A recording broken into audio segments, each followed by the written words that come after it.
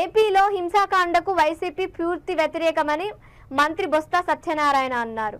రాజకీయ లబ్ధి కోసం హింసను ప్రేరేపించవద్దని, ప్రతిపక్ష పార్టీలు కక్షపూరిత చర్యలకు పాల్పడితే చర్యలు తప్పవని హెచ్చరించారు. ఎన్నికల సందర్భంగా రాష్ట్రంలో పలు జిల్లాల్లో అధికారులను బదిలీ స్థానంలో వచ్చిన అధికారులకు అవగాహన లేకపోవడం వల్ల వారు భద్రత చర్యలు తీసుకోలేకపోయారని అన్నారు. అధికారుల మార్పిడి జరిగిన ప్రాంతాల్లో అల్లర్లు జరిగాయని పేర్కొన్నారు. హింసాత్మక ఘటనలపై వైసీపీని నిందించడం సరికాదని తెలిపారు. ప్రజలు కానీ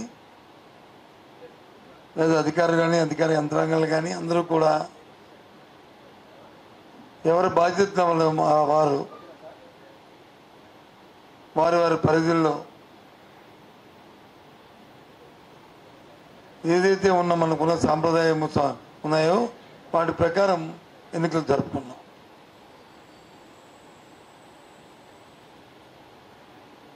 అయిన తర్వాత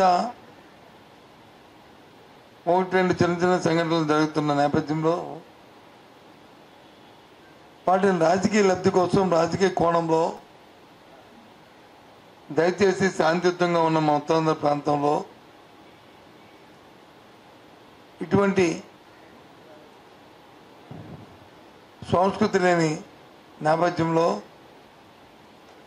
రాజకీయాల కోసం లేనిపోయిన రాజకీయ ఆరోపణలు చేస్తూ వాటిని ప్రేరేపించొద్దని అన్ని పార్టీలని కోరుతున్నాను. ముఖ్యంగా పోలీసు వ్యవస్థను కూడా కోరుతున్నాను. నిష్పక్షపాతంగా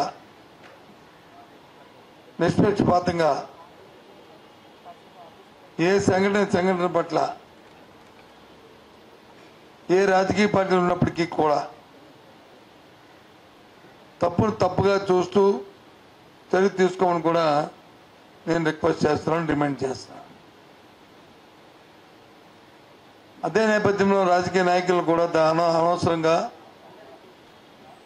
ఆరోపణలు చేసుకొని నిందారోపణలు చేయడం అనేది తగదు. ఇటువంటిని హింసని ప్రోత్సహించొద్దు. మా వరకు వైసీపీ పార్టీ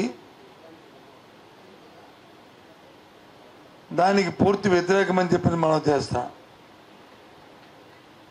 ఇలాంటి సంఘటనలు ఏ పరిస్థితుల్లో ఎట్టి పరిస్థితులు కూడా ఉపేక్షించమని మనం చేస్తాం. ఎక్కడో విశాఖ పార్లమెంటరీ పరిధిలో ఒక సంఘటన జరిగింది. దాన్ని వచ్చి రాజకీయ కోణంలో రాజకీయ ఉద్దేశంతో లేనిపోయిన ఆపాదనలు సృష్టిస్తూ మాట్లాడడం సమంజసం కాదని మనం చేస్తున్నాను. పూర్వపరాలు తెలుసుకొని చేయాలని, అలాగే సైమిల్టేనియస్గా నేను కూడా పోలీసు అధికారులతో మాట్లాడడం జరిగింది. ఒకవేళ నిజంగా దాన్ని రాజకీయ ప్రారంభం కానీ కక్షపూరితమైన చర్యగా అది అయితే మాత్రం నిష్పక్షపాతంగా చర్య తీసుకోవాలని కూడా డిమాండ్ చేస్తున్నాను.